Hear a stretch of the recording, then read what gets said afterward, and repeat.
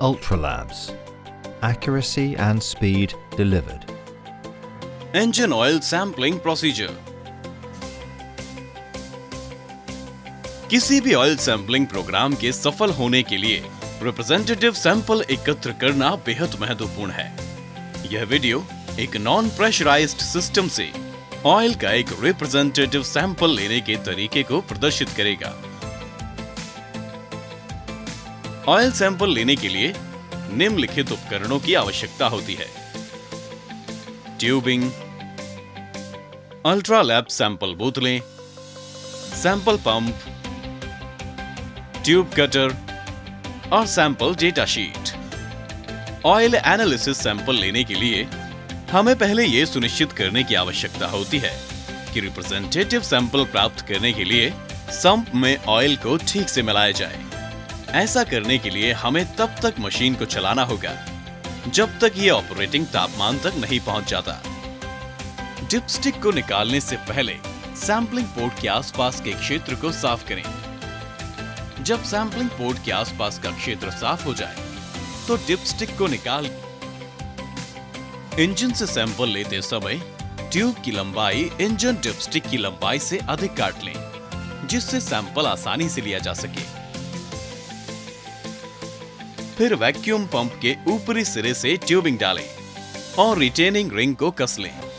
सुनिश्चित करें कि ट्यूबिंग वैक्यूम पंप के ऊपरी सिरे से लगभग 25 mm आगे निकली हुई है और बोतल के निचले हिस्से को नहीं छू रही है। जांचें कि ट्यूबिंग ठीक से फिट है या नहीं और बहुत अधिक टाइट कसी हुई तो नहीं है, क्योंकि इससे सैंपल पंप को नुकसान पहुंच सकता है। वैक्यूम पंप में एक नई अल्ट्रा लैब सैंपल बोतल स्थापित करें और सुनिश्चित करें कि यह किसी भी लीकेज से बचने के लिए कसकर फिट है। सैंपलिंग ट्यूब को पोर्ट में डालें। अब वैक्यूम पंप के हैंडल को वैक्यूम बनाने के लिए चलाएं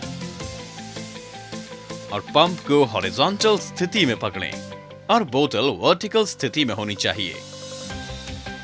बोतल में 3/4 तक सैंपल भर जाने के बाद दबाव छोड़ने के लिए बोतल को ढीला करें। ट्यूब कटर से ट्यूब को काटें और सैंपलिंग पोर्ट से ट्यूब को निकाल दें। डस्ट कंटेमिनेशन से बचने के लिए तुरंत प्लग से पोर्ट को बंद करें। अब बोतल को वैक्यूम पंप से निकालें और किसी भी कंटेमिनेशन से बचने के लिए बोतल पर ढक्कन को तुरंत कसकर लगाएं। वैक्यूम पंप की रिटेनिंग रिंग को ढीला करें और ट्यूब को केवल पंप के नीचे से हटाएं। सुनिश्चित करें कि आप सैंपलिंग ट्यूबों को सही ढंग से फेंक रहे हैं। सैंपल एकत्र करने के बाद पूरी और सटीक जानकारी के साथ बोतल के साथ दी गई डेटा शीट भरें। दिए गए दो में से एक बारकोड को डेटा शीट पर और दूसरे को बोतल पर लगाएं। भरी हुई डेटा शीट को प्लास्टिक थैली में सुरक्षित रखें। बोतल के बाहरी आवरण के अंदर थैली डालें। सैंपल अब भेजने के लिए तैयार है। सैंपल लेते समय की जाने वाली कुछ सामान्य गलतियां। पहला, ड्रेन पॉइंट से सैंपल कभी ना लें, क्योंकि हो सकता है कि यह प्रतिनिधि सैंपल नहीं हो और यह गलत डायग्नोसिस का कारण बन सकता है। दूसरा, सैंपल लेते समय सैंपल पंप को झुकाने की प्रवृत्ति होती है।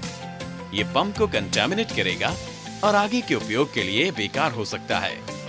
सैंपल पंप को हमेशा हॉरिजॉन्टल स्थिति में ही रखें। तीसरा, सैंपल ट्यूब को पुनः उपयोग कभी ना करें, भले ही कोसी कंपोनेंट के लिए हो।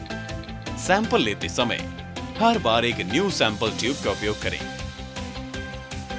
चौथा, पंप के ऊपर से ट्यूब को ना निकालें, क्योंकि यह पंप को दूषित करेगा। केवल पंप के नीचे से ट्यूब को निकालें। पांचवा, बोतल को ऊपर तक ना भरें, क्योंकि यह पंप को कंटामिनेट करेगा। केवल 3/4 बोतल भरें। सैंपल लेने के लिए कृपया अल्ट्रा लैब्स के कर्मियों से labsupport@ultralabs.co.in पर संपर्क करें या हमें 9167738555 पर कॉल करें। ऑयल सैंपलिंग प्रोसीजर की अधिक जानकारी के लिए www.ultralabs.co.in पर जाएं।